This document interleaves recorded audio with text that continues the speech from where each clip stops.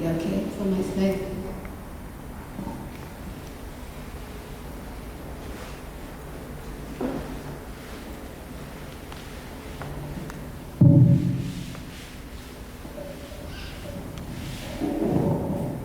Okay. So, as she said, basically mental health is the ability, there's a whole definition by the WHO, and it talks about you coping with the normal stresses of life, being productive, fruitfully and productively to the society, and all that. But what I'd say is mental health illnesses affect your thinking, your mood, and your behavior. So that's the main thing that you can think about when you talk about mental health. So I'll begin.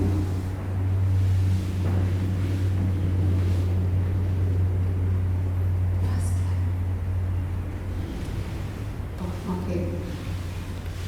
Next. Okay. So I'm here to present an abstract of the research that we did, and the title of the research was Sources of Information on COVID-19 among the youth and its implications on it was a cross-sectional study done here in Nairobi. Yeah, so we did this as a team in the youth organization that I work with, that is Toiling, and mostly what we do is we advocate for non-communicable diseases, mental health being one of them. So the background information, our study aimed at looking at now the specific sources of COVID-19 information and how this, the different information affected the mental health of young people. So during the pandemic, there were two things. There were something we called misinformation and disinformation, which the WHO dubs as an infodemic. So there are a lot of, let's say, information that is misleading, that is wrong in form of rumors as such, and this information had a lot of health implications. So some of the health implications were causing fear, stigma, stress, and other mental health deterioration. Next, please. So the purpose of this study was to investigate the extent to which the global health crisis, that is COVID-19, affected the mental health of young people. So that was the purpose of the study. Next. So the terms that I've mentioned. So I'll talk about misinformation. Misinformation is just false or inaccurate information. It can be in form of rumors, insults, pranks, and disinformation. So disinformation is deliberate information that is actually meant to be misleading, and it's in form of a malicious content, any kind of propaganda that might lead to fear. So during the COVID-19 period, you will find that there was a lot of information you were getting, and it caused a lot of fear. You could maybe hear a lot of rumors that maybe when you inhale, or you just get sick by contact, a lot of just misleading information that sparks fear. Mental health, as we defined before, and it's written there. So the WHO defines it as a state of well-being in which an individual realizes his own abilities, can cope with normal stresses of life, work fruitfully and productively, and contribute to the community. So those are some of the terms that I had mentioned. So according to Ministry of Health, at the moment, 1 in every 4 Kenyans is said to have a mental health disorder. You can just see how big of an issue that is. So it really shows how important mental health is in Kenya. And globally, the statistics are 1 in 8 people. And it keeps on rising and rising. And it's estimated by the WHO that by let's say 2030, mental health will be the leading actually cause of death, in form of suicide and other kind of implications. So just to show how big of a deal mental health is, the results. So from the results we got that most of the young people, they did get the information from the Ministry of Health, press briefings and all that.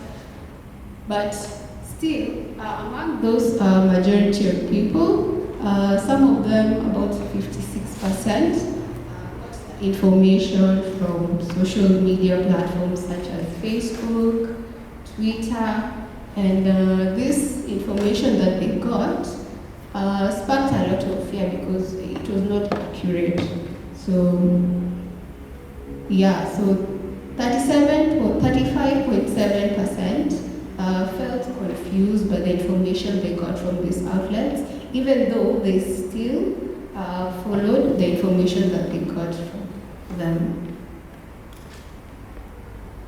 So a bit of a discussion. COVID-19 resulted into a lot of healthcare challenges, mental health and emotional challenges, and the pandemic impacted young people the most by, those mental health implications I had stated, that is anxiety, causing a lot of fear, causing a lot of panic. Yeah, so mental health experiences were exacerbated by those fake, unverified, and deceptive information.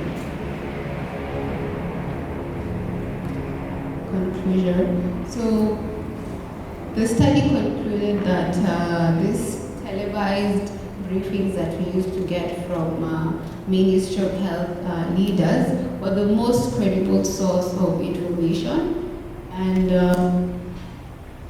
during the health crisis. So Facebook in itself was one of the social media platforms that had a lot of misleading information. Yeah, so fake information during such a health crisis will, cause a more or a far-reaching mental health implication to our health as young people. Just a moment.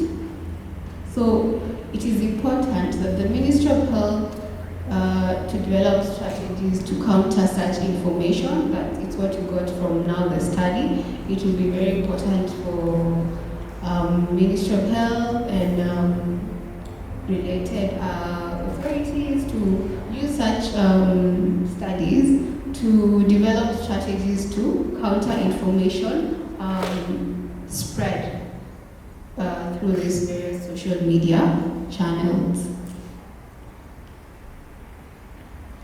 Yeah, so that was just about the research. And if you have any more information or any more questions or inputs or comments to ask about the research, you can contact me via those platforms or you can ask now.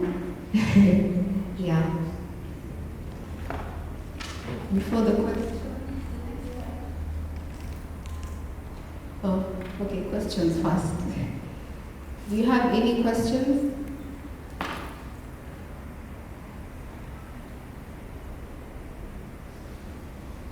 Good. So, yeah, mental health is a priority, and I myself am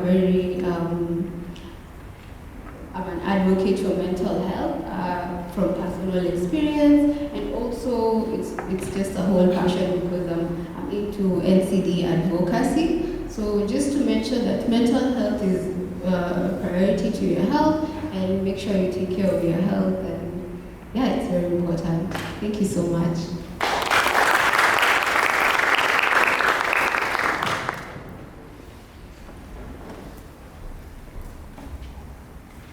Thank you, Naila. We'll move swiftly to our next abstract so that we can be able to manage our time today. Our next abstract presenter will be Alex Mwangi. He's the chairperson of Peers Action, YCBO